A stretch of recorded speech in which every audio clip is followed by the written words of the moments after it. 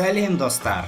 Осы видеода One Piece анимесінің 408 сериясынан бастап 430 сериясына дейін, яғни Amazonia Lily деген аркасынан бастап Impel Down аркасының екінші бөліміне дейін қысқаша айтып беретін боламын. Алдыңғы серияларды көрмей қалған болсаң, оң жақ жоғарыда сілтемесі шығатын болады. Ал енді арнаға тіркеліп ыңғайланып отырып алған болсаң, мен видеоны бастаймын.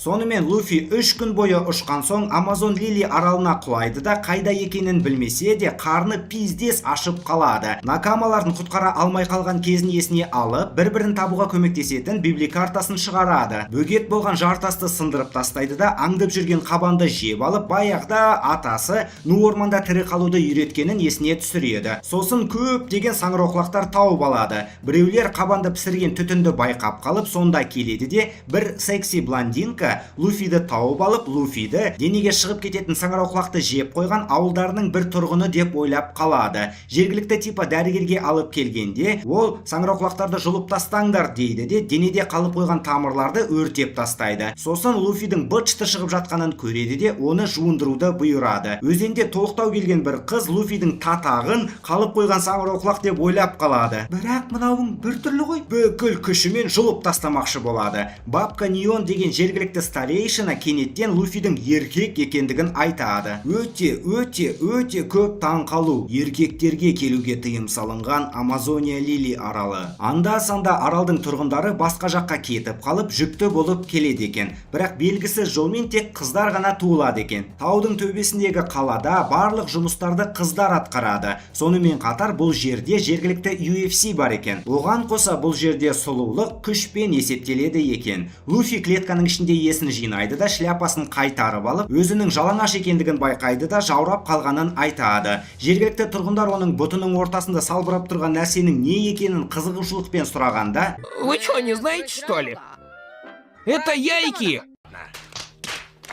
Яйки! Сосын жұмыртқасы алтын екенін айтып қалғанда ол жылтырай бастайды. Қыздарға қатты ұнап қалғандықтан арасындағы біреуі шығарып көрсетуін өтінеді. Луфи мүмкін емес екендігін айтады да өзінің киімі жыртылып қалғандықтан сары қыздың тігіп берген киімін киіп алып, көңілі түсіп кетеді де ашумен гүлдерге толы киімнің ұнамайтындығын айтады. Қыздар Луфи ашуланып кеткендіктен оны нысанаға алып, өмірін құтқарғаны үшін алғысың осы ма деп найыз жасай бастайды. Ал Луфи оны құтқарғаны туралы ештеме білген жоқ болатын. Сосын ол накамалары тосып тұрғанын айтып, тезірек кету керек екендігін түсіндірмекші болғанда, амазонкалар оны тыңдамайды. Бірақ Луфиді жебемен тоқтата алмайсың. Нәтижесінде жаппай оны қуалай бастайды да қоршауға алады. Луфи болса накамаларын табу үшін библикарта керек екендігін есіне түсіріп, өзіне киім тігіп берген сексуальный сары қызды өзімен ала кетіп, таудың үстіне қарай қаша жөнелгенде, оның артынан қуғыншылар кетеді.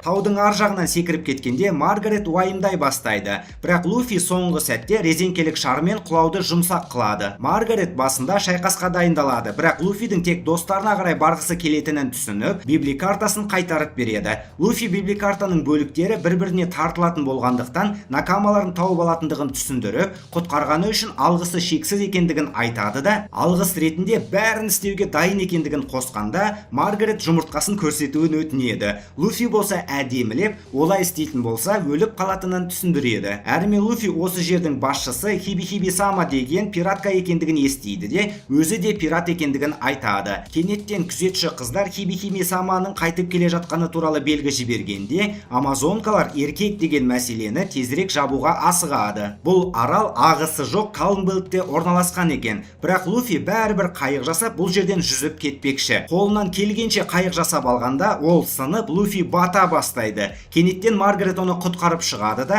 оған бауыр басып бара жатқанын түсініп, оны өлтіріп тастамақшы болады. Луфи әшейін жебенің тасты сындырып тастағанына таң қалып қалғанда, Маргарет жебелердің волямен оқталғанын түсіндіреді. NPC қыздар қуғынға қосылады, ал Куджа пираттары кенеттен Amazon Lily аралына примерно 3 километр қашықтықта тұрған дозорныйлардың кемесін байқап қалады. Ол кемені морской корольді өлтіріп тастаған вице-адмирал басқарып келген екен. Кенеттен бізге морской корольдің Луфидің дозорный кемені қиратып тастамақшы болған өткен шақты көрсетеді. Вице-адмирал болса морской корольдің аузына секіріп кетеді де біраз айландырып арқасынан тиесіп шығады. Әрімен ол бұл жерге морской корольдарды аулау үшін емес, амазонкалардың басшысы Хиби Самамен сөйлесуге келгенін түсіндіреді. Сосын Белаустың 2-ші дивизион командирі Огненный кулак Эйстің басы шабылатын күн анықталғанын айтады да, Хиби Сама Шичибукай болғандықтан Шичибукайдың бәрі соғысқа шақыртылып жатқанын жеткізеді. Егер Хиби Сама бас тартатын болса, ол Шичибукай атағынан айырылып, Куджа пираттары басқа пираттар сияқты дозорныйлардың іздеуіне салынатын болады. Негізі оларға Шичибукай болғанша охотник за головами болғандары дұрыс болатын еді по идее. Дозорный сарбаздар Куджа пираттарымен кездескен адамдардың бәрі тасқа айланғандарын естігендіктен кішкене уайымдай бастайды. Бірақ Хибидің сұлулығына тәнті болып қалады. Мынауың Намидан да әдемі ғой. Луфи амазонкалардан қашуын жалғастырады. Амазония Лилидің императрицасы және Куджа пираттарының капитаны Боа Хэнкок және оның қарындастары Сандерсония мен Мэриголд.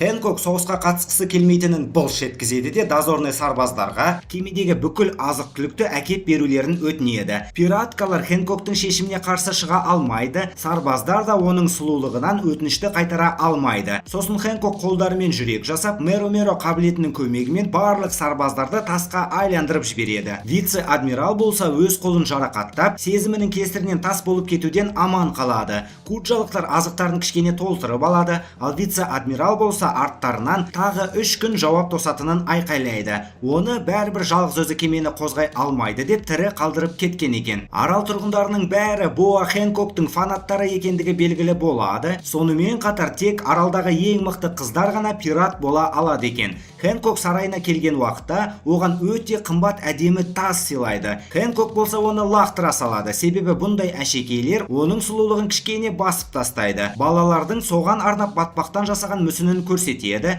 Хэнкок болса мүсін батпақтан жасалғанына көңілі толмай сыйлықты сындырып тастайды да, жауынгер қыздар бір маймылды қуалап жүргендіктен сарай күзетшілердің арасында жоқ екендерін естиді. Луфи болса сценаристің көмегімен амазонкалардан қашуын жалғастырады. Жергілікті кемпір сарайға кіреді де, дозорныйлардың кемесі Хэнкоктың артынан келгенін түсініп, талаптарына келісуге өтініп тұрып кеңес береді де, Хэнкоктың күшімен оған ештеме болмайтынын түсіндіреді.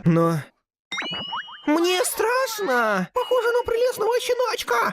Нет, я не должна поддаваться. Әрімен бұл аралды баяғыдан бері Калмбелт қорғап тұрғанын, алайда адамдар Калмбелтте жүзіп морской корольдарды өлтіре алатын шамаға жеткендіктен, Хэнкок Шичибукай болмаса күндері қаралы болатынын түсіндіреді. Хэнкок болса оны бәрібір кешіретін болғандықтан похуй екендігін айтады. Себебі өзі өте сұлу екендігін қосып, тәккапарлық тұрысына тұрады да кемпірді терезеден лақтырып жібереді. Хиби Сама, қалай дәтіңіз шыдады? Қолымнан тайып кетті. Бабуля Неон болса крутой болғаны соншалық жерге аяқпен түседі. Кенеттен Хиби Сама жуынуды шешкендіктен тревога басталады да жедел түрде сарайдың қақпалары жабылады. Бір кішкентай қыз үнемі Хэнкок жуынатын уақытта барлық қақпалар неге жабылатындығын сұрағанда оған түсіндіріп береді. В общем, баяғыда Хэнкок қарындастарымен бірге Гаргона есімді бір құбыжыққа қарсы шайқасқан екен. Короче, шайқаста Хэнкоктар жеңген уақытта оларға Гаргонаның қарғысы тиіп, арқаларында көздер пайда болған екен. Яғни ол көздерді көріп қалған адам сол сәтте тасқа айналып кетеді типа. Әрімен бізге тырдай жалаңаш Боа Хэнкоктың жуына бастағанын көрсетеді. Луфи қыздардан қашып қабырғаға шығып алады да аралдың басшысы ең биік сарайда мекен етеді деген оймен бірден басшыға баруды шешеді. Амазонка қыздар болса Хэнкоктың аралға кіріп кеткен еркек туралы біліп қоюы мүмкін екендігіне қатты уайымдай бастайды. Луфи болса тура жуынатын бөлмеге құлайды да батып жатырмын деп ойлап қалады. Бірақ бассейн терең емес болып шығады. Сосын алдында тұрған тырдай жалаңаш қызды көреді. Хэнкок болса Луфиді көріп ашулана бастағанда, Луфи оның арқасындағыдай белгіні уже көргенін айтады. Қарындастар бөлмеге біреудің құлағанын естіп келеді де, мұнда не болатыр? Анау менің арқамды көріп қойды. Өлтіру керек. Ей, тоқтай тұрыңдар. Көргеніңді көрге алып кет. Меро. Луфи дура луч сияқты бірдеме екен деп ойлап қалып көзін жаба қалады. Хэнкок оның не үшін тасқа айналмағанын тұрғанын түсінбей, тіпті жалаңаш кезінде көрсе де ештеме сезбегеніне в ахуе болып қалады. Луфи терезеден секіріп қашып, тек басшыны іздеп жүргенін айтады. Куджа пираткалар оны нысанаға алған уақытта Луфи тек басшы пиратканы тауып алып, одан кеме сұрағысы келгенін түсіндіреді. Қыздар болса, бұл аралға келген еркек тірі қайталам деп ойлауы ақмақтық екендігін айтады. Луфи болса қолын созып, рогаткамен ұшқан сияқты ұшып кетеді. Кемпірден ет ұрлап алғанда, кемпір оның газеттегі адамға ұқсайтынын байқап, тұра тұршы деген сөзін тыңдамағандықтан Луфидің арқасынан бір тебеді. Куджа пираттары да келіп үлгереді, ал кемпір болса Луфидің газеттегі басына 300 миллион тігілген новичок екендігіне көзін жеткізеді. Луфиді гладиаторлық шайқасқа дайындайды. Хэнкок болса оның аралға қалай келгенін түсінбей тұрғанда Луфи өзі де білмейтінін айтып, тек аспаннан түскенін айтады. Пизда бол, соған сеніп қалады деп ойлап отырсың ба? Луфи тағы бір рет тек накамалармен кездескісі келетінін айтады. Тұрғындар оның сөзіне сенбей, оның белгісіз бір жаман ойы бар деген болжам жасайды. Маргарет болса ормандағы Луфидің сөздерін есіне түсіреді. Біз тірі тұрғанда күресуді тоқтатпаймыз. Маргарет ортаға шығады да Луфидің шындықты айтып тұрғанына сенетіндігін айтады. Хэнкок болса Маргареттің оны қорғаштап тұрғанын түсінбей отырады. Себебі олардың еркектерге тыйым салынған аралға еркек келетін болса, оның жазасы тек өлім. Маргарет болса Луфиді ауылға алып келген өзі болғандықтан қорғаштап тұрғанын мойындап қалғанда, құрбылары да Маргаретке көмектескендерін мойындайды. Хэнкок болса төменге түседі де бәрі жақсы болатынын айтып, күтпеген жерден үшеуін тасқа айландырып жібереді. Луфи қыздарды уайымдай бастап, Хэнкоктан оларды қалпына келтіруін өтінгенде, Хэнкок Луфиді балағаттап, оған не істеу керектігін үйретпеуін ескертеді. Аренаға аралға келген еркектерді өлім жазасына кесетін үлкен пантераны шығарғанда, Луфи оны бір соққысымен ұшырып жібереді. Көрермендер Луфидің воляны қолданбай пантераны бір соққысымен айырып тастағанына в ахуе болып қалады. Ал Луфи барлығына құрбыларыңды тасқа айландырып жібергенін көре тұра, татағыма мәз боп отырсыңдар деп ұрсады. Мынауың айқайлайды ғой. Бұ Хэнкоктың шешімі дұрыс. Ташақбашты өлтіріңдер. Хэнкок болса не істесе де бәрі оны кешіретіндігін айтады. Себебі ол өте әдемі. Сен де мені сұлу деп есептейсің ғой, иә? Жыныңды келтірмеш қатын.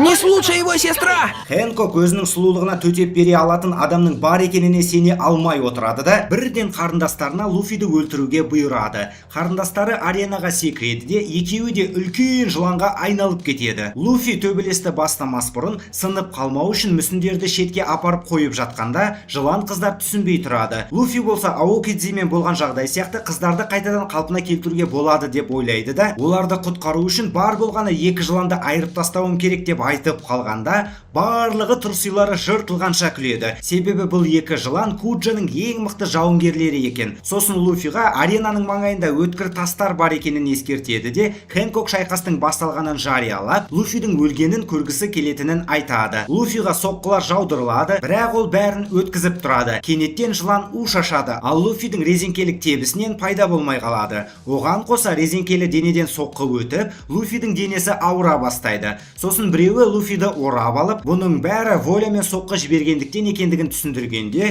Луфи уже бұндай соққы жегенін есіне түсіреді. Ал Луфи неліктен өлім жазасына кесілгенін сұрағанда, өлетін адамдар үшін де бұл құпия деген жауап алады. Луфи босанып алып пулеметпен соққы жібереді, алайда Соняға соққылары тимейді. Келесі соққыда Луфи аренаның сыртына ұшып кетеді де, соңғы сәтте әрең дегенде үшкір тастардан аман қалады. Аренаға қайтып келіп, қайтадан ұсталып қалған уақытта Соня Маргареттің мүсінін ұстап алады да, қазір сындыратындығын айтады. Луфи болса тоқтауын өтініп тұрады, ал Соня 3-ке дейін санап мүсінді енді сындырмақшы болғанда, Я же сказал, прекрати! Лежать!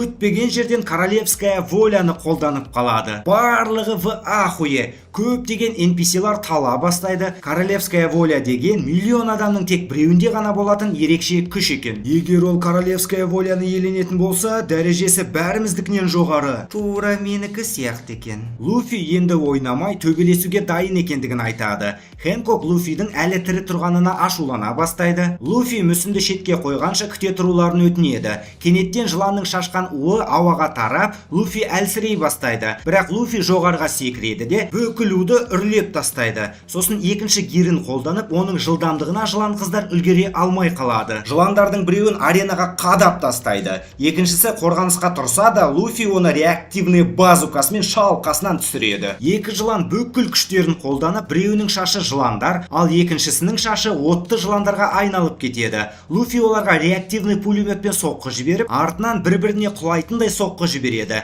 Соня өртене бастағанда Луфи олардың құйрықтарын байлап тастайды. Нәтижесінде Соня құлап, аренаның шетіне ұстанып қалады. Хэнкок қазір бәрі үш әпкенің арқасындағыны көріп қоятынын уайымдай бастағанда, кенеттен Луфи оның өртеніп жатқан арқасын денесімен жауып қалып, құпияларын қорғап қалады. Хэнкок көрермендердің бәріне аренадан кетуге бұйырады да, Луфидің шынымен де жақсы адам екендігіне сене алмай тұрады. Луфи тағы да Маргарет пен оның құрбыларын қалпына келтіруін өтінгенде, Хэнкок Луфидің шынымен қандай адам екенін анықтау үшін екі таңдау береді. В общем, қыздарды қалпына келтіреді, немесе кеме береді. Тек біреуін ғана таңдауға болады деп, Луфидің бет пердесін шешіп тастамақшы болады. Алайда Луфи ойланбастан қыздарды қалпына келтіруін өтінгенде, Хэнкоктар Луфидің жомарттылығына тәнті болып қалады. NPC-лар Луфидің мықтылығына тәнті, бірақ Куджа пираттарының біреуі Луфидің бәрібір өлетініне сенімді. Кенеттен Маргареттар сыртқа шығады да, өздерінің тасқа айланғандары туралы естіп, Луфидің алғыс айту үшін сарайға шақыртылғандығын айтады. Иду. Нет еды. Эй, ты чего голая сидишь? Как обычно, групп. Хэнкок бұрылып, Луфиға арқасындағы құпия белгісін көрсетіп, бұндай белгіні қайдан көргенін сұрайды. Луфи болса қателесіп, Хачидің шекесіндегі белгімен шатастырып алғанын айтқанда, бөлмеге кемпір келіп, Монки де Луфидің пират екендігін айтады да, Хэнкокқа шындықты айтып беруге кеңес береді. Сонымен қатар Тени Рюбитаға қол көтерген осы далбойып екендігін қосады. Хэнкоктар бұны естіп в ахуе болады да, оқиғаны қысқаша естіп алған соң, Хэнкок бұндай далбойыптардың бар болғанына қуанышты екендігін айтады. Сосын кішкене жылап алып, баяғыда үшеуін Тени Рюбита ұстап алған кезді айтып береді. В общем, баяғыда олар кемеде болғанда, су астымен бір NPC-лар келіп, үш әпкені технично ұрлап кеткен екен. Сосын олар аукционда сатылып кетіп, 4 жыл бойы азап шеккен.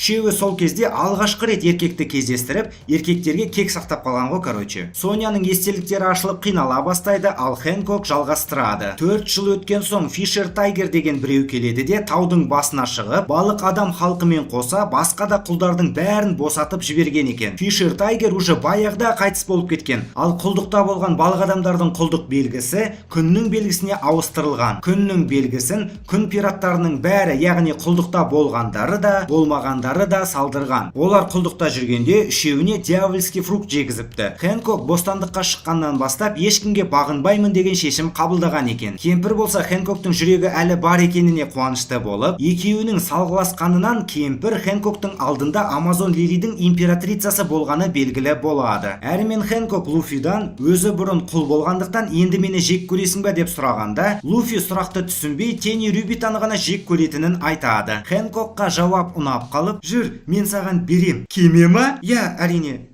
кеме. Луфидің қарны шұрылдай бастағанда, Хэнкок оны банкетке апарып тастауға бұйрық береді. NPC-лар басында Луфи еркек болғандықтан қарсы болады, бірақ нәтижесінде келіседі. Луфи үлкен тәбетпен тамақты опырады, ал Коджаның пираттары бұның бәрі Хэнкоктың жоспары деп ойлап, Луфиді өлтірмекші болады. Алайда шабуыл бастағанда, кенеттен Луфи тұрып, неге музыка жоқ деп ақыра бастайды да, кәз мен сендерге көңіл көтеруді үйретем деп. Йо-хо-хо-хо-хо! Йо-хо-хо-хо! Йо-хо-хо-хо-хо! Йо-хо-хо-хо! Қыздарға көңіл көтеру ұнап қалады, Чоппердің бір түрлі приколын үйретіп тастайды. Луфи тағы да тамақты опырып алған соң, Луфиді созып көргісі келетіндерден тұратын үлкен кезек пайда болады да, Луфи әрең дегенде Маргареттің көмегімен қашып кетеді. Екеуі бөлек шығады да, Маргарет болған жағдайдың бәрін естігенін айтып, дұрыстап тұрып алғыс айтады. Осы уақытта Хэнкоктың ыстығы көтеріліп, есінен танып қалады. Маргарет Луфиді кемпірге алып келгенде, Луфи кемпірден Хэнкоктың негізі Шичибукай екендігін естіп, в ахуе болады да, Шичибукай мен дозорнилар бірігіп Белаусқа қарсы соғысайын деп жатқандарын естіп, в ахуище болып қалады. Кемпір әзірше толық ақпарат білмейтінін айтып, соғыс огненный кулак Эйстің өлім жазасы іске асырылатын уақытта басталады деген болжамын айтады. Луфи Эйс оның ағасы екендігін айтып, түрмеге тек дозорный кемемен ғана жетуге болатынын естиді. В общем, ол жердегі ерекше ағыс қақпалардың біреуі ашылғанда бағытын өзгертіп, кеме керекті жерге кіре алады. Ал пираттық кемелер тек айналып жүзе береді. Кемпір библикартаны көріп, Эйстің өмірі қыл үстінде екендігін айтады. Луфи болса дозорный кеменің Хэнкоктың артынан келгенін естіп, Хэнкокты көмектесуге көндіріп көрмекші болады. Эйстан библикарта алған кезде есіне түсіріп, накамалармен кездесетін уақытты кішкене шегере тұрамын деген шешім қабылдайды. Кемпір болса Луфи көмектескісі келсе де, ол соғыста слишком мықтылар көп болатын болғандықтан барғаннан пайда жоқ дейді. Бірақ Луфиға похуй, себебі ол сценаристің көмегіне сенеді. Сол сәтте бір амазонка жүгіріп келеді де, Хэнкоктың ауырып қалғандықтан тұра алмай жатқандығын айтады. Кемпір келіп, Луфидің есімін атап, ертең уже жүзіп кететіндігін айтқандағы Хэнкоктың реакциясына қарап, оның ғашық болып қалғандығын түсінеді. Сосын бұл аурумен барлық императрицалар ауырғандығын айтып, олар өздерінің міндеттеріне слишком адал болғандықтан қаза тапқандарын қосады. Соңында Луфисімен сөйлескісі келеді деп айтқаны сол еді, Хэнкок сол сәтте атып тұрады. Луфи ағасына көмек керек болғандықтан Хэнкоктан көмек сұрағанда қарындастары Луфидің да барлық еркектер сияқты тек қара басын ойлайтындығын айтқаны сол еді. Кенеттен Хэнкок келісіп, не қаласа да орындауға дайын екендігін айтады. Кемпір болса Хэнкоктың шынымен де махаббат ауруына шалдығып қалғанына көзі жетеді де, Хэнкокқа махаббаттың не екендігін түсіндіріп, Луфиді қалаған жеріне жеткізіп қана қоймай, соғысқа барып Шичибукай лауазымын да сақтап қалатындығын қосады. Пираттарға Имплдаун түрмесіне бара алатын жалғыз тәсіл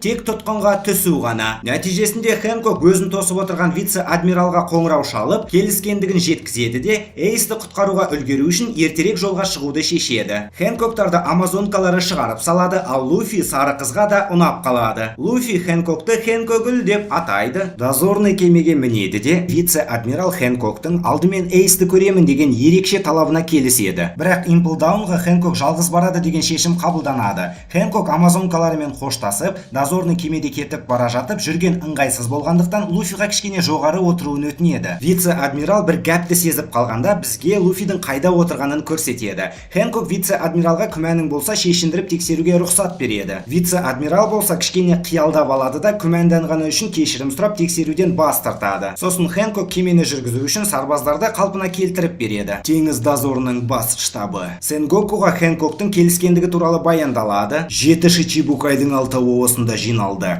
Сұңқар көз Михоук, Бартоломеу Кума, Дон Кихот Фламинго, Геккамория, Маршал Детич және Боа Хэнкок. Ал 7-ші Шичибукай Джимбей Белауспен соғысудан бас тартқандықтан оны түрмеге қамап тастаған екен. Кенеттен түрмеге еще гарп кетіп қалғандығы белгілі болады. Сол сәтте жедел баяндама келіп, Белаусты аңдуға жіберілген барлық 23 барлаушы кеме жойылғандығы жеткізіліп, қазіргі уақытта Белаус жайлы ешқандай ақпарат жоқ екендігі баяндалады. Имплдаунға гарп Эйстің жағдайын білуге келеді. Хибе болса бөлмесінде Луфидің жанында отырып, Луфимен бірге хентайды қиялдап отырады. Әрімен Нами Погодя деп аталатын кішкентай аралшыққа құлағанда, оны жергілікті ученый шал тауып алып үйіне әкеліп жатқызып қойса, Нами ояна сала таяқшасымен шалды маңқ еткізеді де, өзі жатқан бөлмеден шалды қуып шығады. Сосын бәрін түсініп шалмен шай ішіп отырғанда, өзінің бірнеше күн бойы ес-түссіз жатқанын естиді. Шал Намидің мұңайып отырғанын байқап, түйілген арқанмен фокус көрсетеді. Екінші түйінді шешкенде жел қаттырақ соғып, үшіншіні шешкенде Нами ұшып кетеді. Нами фокус көріп болған соң серуендеп қайтуды шешеді, алайда ауа райы пиздес болып тұрғандықтан қайта оралып күте тұруды жөн көреді. Кенеттен бұл шалдың душы бұлтпен жұмыс істеп, еще ыстық су ағады екен. Шал жұмыстарым бар деп бір жаққа кетіп қалған уақытта Нами боранды тоқтатып көрмекші болады да, таяқшасын жаңағы арқанмен күшейтіп, боран мен қара бұлтты тарқатып жібереді. Шал болса негізі бұл боран зерттеуге керек болғанын айтып, бұл жер Погодя деп аталатын кішкентай аспан аралы екендігін қосады да, бұл жерде профессорлар ауа райын зерттей істейтіндігін түсіндіреді. Гранд Лайндағы бір қыстық аралда робот-ит және баласымен бір охотник құбыжықты кездестіріп қалады. Робо-ит бірден ракеталармен соққы жібереді. Кенеттен бұл Фрэнки екен. Ракетадан ешқандай жарақат алмайды, алайда жаурап қалады. Бірақ стилі тұрсүймен жүру болғандықтан киінуден бас тартады. Кішкене билеп, жаңағы охотниктарға би ұнап қалады. Сосын өзінің фирменный супер деген сөзімен биді аяқтаған уақытта суық өзінікін алып Фрэнки толығымен қатып қалады. Кенеттен бұл жер технология аралы, сонымен қатар Вегапанктың отаны екен. Дәрігерлер Фрэнкидің коламен жұмыс істейтініне таңғалып, бұл аралда кола жоқ болғандықтан қолда бар нәрсені қолдануды шешеді.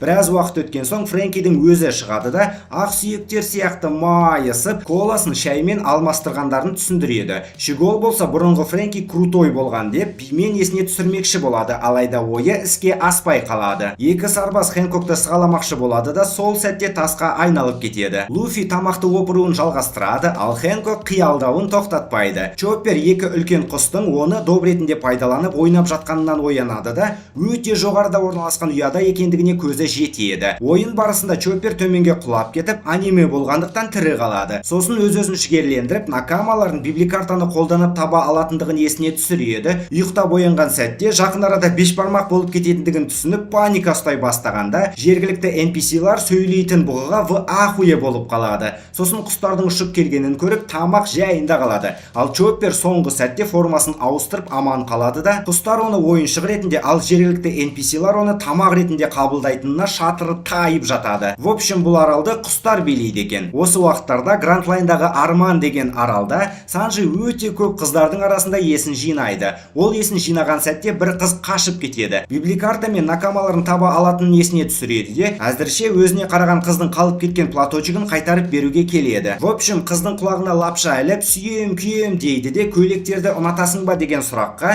әрине ұнатам деп жауап бергенде қақпа ашылып, күтпеген жерден Элизабет деген қыз Санжиға көйлек кигізгісі келіп тұрған трансвестит болып шығады. Оған қоса бүкіл аралдағы адамдар транстар екен. Санжиға енді көйлектер ұнамай қалады да транстардан қашып жүріп, накамалар бұл жерден қарағанда жақсырақ жерде жүрсе екен деп армандайды. Хэнкок Луфидің командасында қыздар бар екенін естіп, қызғаныш сезімін сезіне бастайды да Имплдаунға сапарларын жалғастырады. Осы уақыттарда Робин бір қарлы аймақта есін жинағанда, оны бір кішкентай қыз тауып алып жылынуға үйіне шақырады. Ал бұл жер колония сияқты бірдеме екен. Қыз Робинді үйіне алып келгенде, бірге тұратындары Робиннің кіргеніне қарсы болады. Бірақ қыз бірдеме болса барлық жауапкершілікті өзінің мойнына алатындығын айтады. Чердаққа шығып Робинға тамақ береді де, кішкене Робиннің саяхаты туралы әңгімені қызығушылықпен тыңдайды. Сол сәтте қоңырау шырылдап, қыз жұмыс істеуге кетеді. Таңертең қыз қайтып келгенде, Робин оның қай жерде жұмыс істейтінін уайымдай бастайды. В общем, бұл жерде барлығы көпір тұрғызып жатыр екен. Ал ол көпірді тұрғызу жұмыстары 700 жылдан бері жалғасып келеді екен.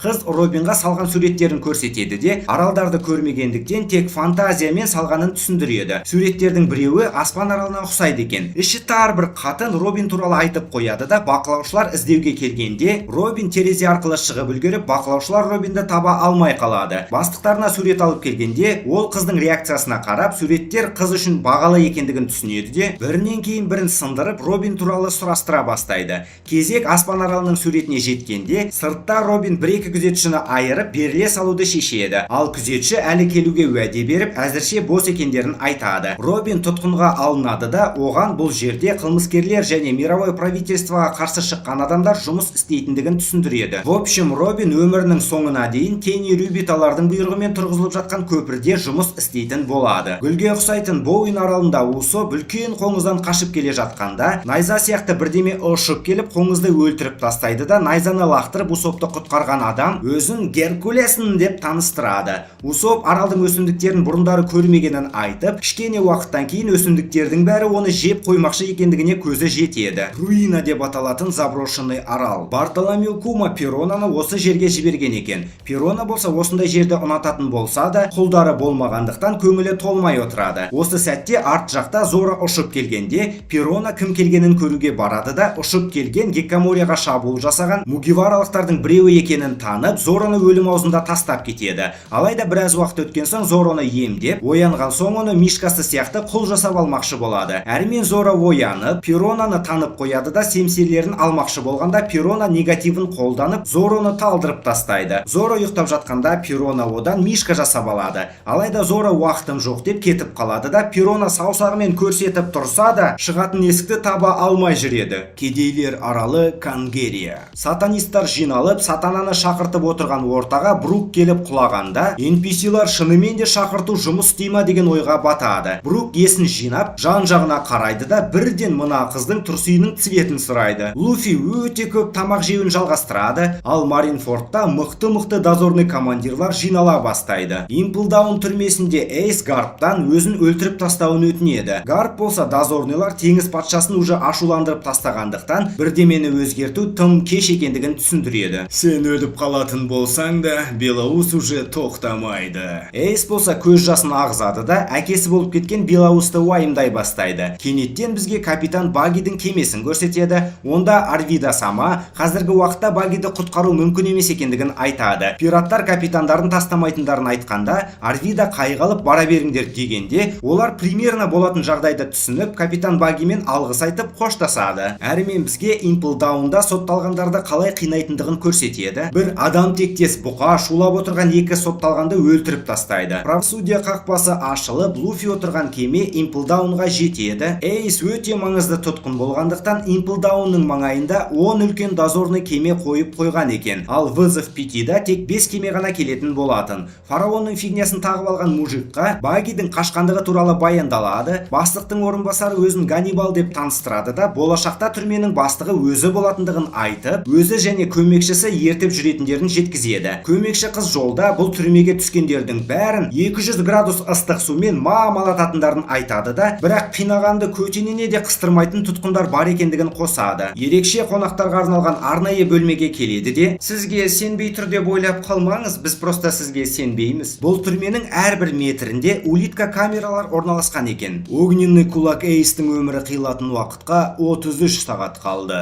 Эйс туған әкесімен араласқысы келмегендіктен анасының фамилиясын алғандығын түсіндіреді. Эйс пен Луфи екеуі әлемдегі ең іздестірілетін адамдардың балалары екен. Әрмен Эйс туған әкесін признавать етпей, Белоус оның туған әкесіндей болғанын айтып, Белоустың командасына келген кезін есіне түсіреді. Хэнкок сұлулығын назар аудару үшін қолданады да, улитка камерамен көмекші қызды тасқа айландырып жібереді. Сосын Луфиға бұл жерге түскен адамдар уже шыға алмайтындығын ескертіп, абай болуын өтінеді. Луфи болса оның қолынан ұстап, алғысы шексіз екендігін айтқанда, Хэнкок бұны үйленуге ұсыныс ретінде қабылдайды да, Луфидің абай боламын деген уәдесін алып, сәттілік тілейді. Ганнибал камераның істен шыққандығы туралы естіген сәтте, қолына кайросекидан жасалған кісен тағылған Хэнкок шығады. Бұл дегенің Хэнкоктың қабілеті өшіп, енді ол Луфиға көмектесе алмайды деген сөз. Луфи потолокпен технично жүре бастайды, ал Хэнкок лифт арқылы 4-ші дәрежеге қарай кетеді. Ерінен оқығанда аригато мен I love you ұқсайтын болғандықтан, Хэнкоктың бақыттан басы айналып қалады. Ганнибал бұл жер естігеннен де жаман екендігін айтқанда, көмекші қыз 4-ші дәреже бұдан да сорақы екендігін түсіндіреді. Осы уақытта 1-ші дәрежеде Баги өзінің қабілеті бар екендігін жасырғандықтан бөлмесінен қашып кетеді. Оны күзетшілер улитка камера арқылы байқап қалып, артынан блугарлар отрядын жібереді. Луфи библикартаның бағытымен жол іздеп жүреді де, Багиді қуалап жүрген шуға назарын аудармайды. Сотталғандардың жанынан өтіп бара жатып, Эйс походу төмендегі 4-ші дәрежеде екендігін естиді. Сол сәтте блугарлардан қашып келе жатқан Багиді көргенде, сотталғандар оған да қашуға кеңес береді. Луфи кеңеске құлақ асқанда, Баги Луфиді көріп кішкене таң қалып қалады. Кішкене Багидің кім екендігі туралы флешбектер болған соң, Луфи да Багиді есіне түсіреді. Сосын екеуі қуғыннан құтыла алмайтындарын түсініп шайқасқа түседі. Баги барлық күшін қолданып шайқасады да, біреуін жерге қадап тастаса да пайда болмай қалады. Соңғы сәтте оны Луфи құтқарып қалғанда,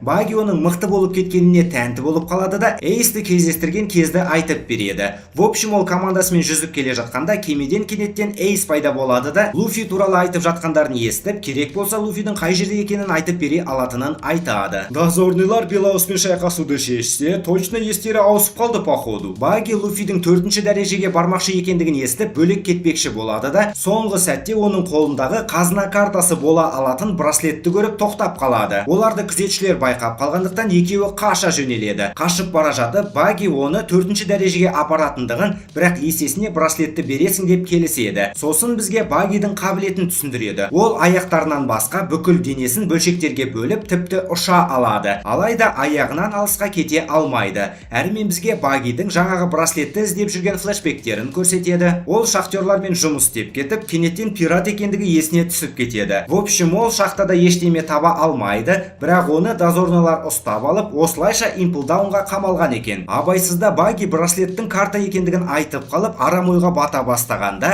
Луфи бәрін түсініп, Эйстің өмірі қымбат болғандықтан картаны тіпті қазір бере салуға дайын екендігін айтады. Баги Луфидің ақ көңілдігіне көңілі босап алады да, браслетті алған уақытта абайсызда қабырғаға жабысып қалады. Луфи оны жол қысқартып жатыр екен деп ойлап, қабырғаны жарып өтеді де, күзетшілердің бөлмесі арқылы осы дәреженің негізгі қинайтын аймағына түсіп кетеді. Бұл өткір ұшты орманда сотталғандарды қуалап қинайды екен. Имплдаун түрмесінің бірінші дәрежесі өткір тозақ. Багидің басы істеп кетіп, аяғын жерге қояды да өзі ұшақтың рөлін атқарады. Жолдары болып, орманның ортасында екінші дәрежеге апаратын жолды тауып алады. Ешкім екінші дәрежеге барғысы келмейтін болғандықтан жолды жауып қоюдың қажеті жоқ екен. Луфи ойланбастан төменге секіріп кетеді. Баги болса жалғыз өзі қашып кетпекші болады. Алайда бір блугарь оған балта лақтырады. Багидің денесін негізі кесу мүмкін емес, бірақ аяғы төменге құлап кетеді. Имплдаун түрмесі бірнеше дәрежеден тұрады. Төмендеген сайын қауіпті қылмыскерлер отырады. 4-ші дәрежеде 100 миллионнан жоғары тұратын қылмыскерлер отырады екен. 2-ші дәрежені қорқынышты хайуандар күзетеді. Баги бұл жерде жалғыз тірі қалмайтынын түсініп, Луфидан алыстамау керек деген шешім қабылдайды. Кішкентай бегемотты кездестіріп, сүйкімді екен деп тұрғандары сол еді. Ол Багиді жеп қояды. Алайда Баги денесін алшақтан басқара алатын болғандықтан аман қалады. Келесі хайуан крутой богомол мақтанышпен лезвиялармен ойнап тұрып, абайсызда бетонға қыстырып алады. Луфи болса ештеме демей жолын жалғастырып бара жатып, бұл дәрежеде барлығы чота әлсіз екендігін айтқаны сол еді. Бір үлкен тауыққа тап болып қаша жөнеледі. Сосын Луфи тоқтайды да 3-ші гирді қолданып, үлкен қолымен тауықты чаттан шығарып жібереді. Соққы болар алдында күзетшілер Багиға Луфидің көмектесіп жүргенін анықтаған екен. Хэнкок 4-ші дәрежеге түседі де, Магеллан деген әлемдегі ең мықты түрменің бастығымен танысады. Қазіргі уақытта оның іші өтіп жүргендіктен күніне 4-ақ сағат қана жұмыс жасайды екен. Бірақ ол керек болған уақытта бүкіл мәселені шеше алады. Имплдаун түрмесінің бастығы Магеллан. Магеллан кекіріп қалып, чуть болғанда орынбасарын өлтіріп ала жаздағанына угар ұстайды. Хэнкок болса тәккаппар стойкасына тұрады да, өзі тұрған жерде тағы бір рет кекіретін болса өлтіріп тастайтындығын ескертеді. Магелланға Луфи туралы баяндап жатқан уақытта Хэнкок сұлулығын пайдаланып тезірек Эйсті көргісі келетіндігін айтады. 2-ші дәреже күзетшілерінің бөлмесі Луфидің арқасында қиратылып қалғандықтан олар байланысқа жауап қайтармай тұрады. Луфи төменге түспекші болып тұрғанда 2-ші дәрежеде мистер 3-ші отырғандығы белгілі болады. Баги камералардың кілтін тауып алады да, сотталғандарға кішкене прикол ұстап, капитан Багиға алғыс айтыңдар деп барлық сотталғандарды босатып жібереді. Сотталған NPC-лар қашпақшы болады, алайда бірнеше хайуандарды кездестірген соң камераларына қайта оралып, сол жерде кішкене қауіпсіздеу екендігін айтады. Мистер 3-ші Луфимен амандасады да, бізге Луфидің бір теуіп мистер 3-шіні талдырған флешбекті көрсетеді. В общем, ол түрмеден қашу үшін көмектесуге дайын. 3-ші дәрежеде күзетшілер карта ойнап отырады. Жаңа команда үнемі естіп жүрген сөздерін қайталайтын, адамның түрін иеленетін арыстандардан қаша бастайды да, дәреженің басты хайуанына тап болады. Кішірек хайуандар қаша жөнеледі, ал үлкен хайуан Луфиларды қуалай бастаған сәтте 430-шы серия, яғни Имплдаун аркасының бірінші бөлімі аяқталады. Видеоны соңына дейін көрген жандарға миллиондаған алғысымды білдіремін. Келесі серияларды жіберіп алмау үшін арнаға тіркеліп алуға өтініп тұрып кеңес беремін. Видео жылдамырақ шыққанын қалайтындар болса, лайк басуды ұмытпаймыз. Әрмен әдеттегідей, келесі видеода кездескенше күн жақсы.